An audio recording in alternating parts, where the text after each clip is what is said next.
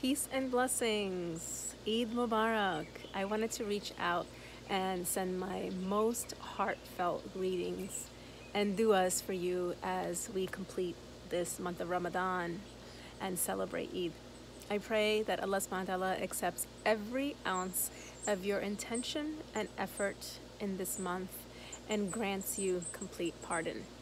So the month has just passed just as quickly as it came. So here we are.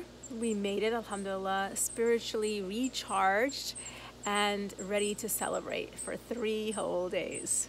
So while you are celebrating in, yes, a new way that we haven't experienced before, I invite you to keep in mind what you are taking into the next month that can benefit you in this life and the next for the remainder of the rest of the year.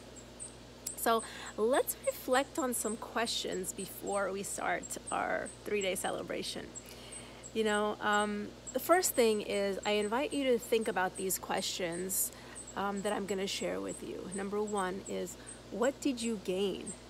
And before I go on, I think it would be a great benefit to just get a notebook or somewhere in your phone or like a little journal and write these down for yourself, because it will really enhance the growth that you have gotten out of this month. So number 1, what did you gain?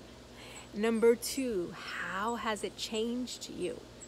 How would you like it to change you, right? Because change happens slowly over time. When we have a goal towards how we want it to change us, we can work towards that. Number 3 is, did you attain a higher level of taqwa from when you started the month out, right? Because this was the purpose and the goal of fasting in Ramadan. And what do your next steps look like, with this elevated level of spiritual strength and inner confidence? And how does that increased level of God consciousness play out in your life now? Maybe it's in your relationships, maybe it's in going after something that you really want, that perhaps you weren't thinking was possible for you, but something has shifted, right? What about in your divorce?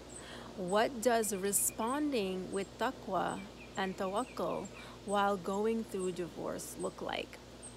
So share your answers with me, and reply back and let me know. Share your answers with me, whether it's in a comments or whether it's in replying back to an email. And so to support you in your next steps, I'm running a masterclass, The D Word. Why is divorce such a dirty word? It's coming up next week. And in this session, it's an opportunity to have a safe space for all of the women who are affected by divorce. This is where we break down the taboos and stigma associated with divorce and how it has affected you. We'll be sharing our stories, holding space for each other in a validating way, which is the first steps in the healing process. And this opportunity is really about reclaiming the dignity that you were born into. We'll also cover how the stereotypes and stigma get in the way of having the peace that you need to move through divorce and thrive post-divorce in your next chapter of life. So the link below has all of the info that you need to reserve your spot, and I can't wait to see you in the room, inshallah. Assalamu alaikum wa rahmatullahi wa barakatuhu, and Eid Mubarak.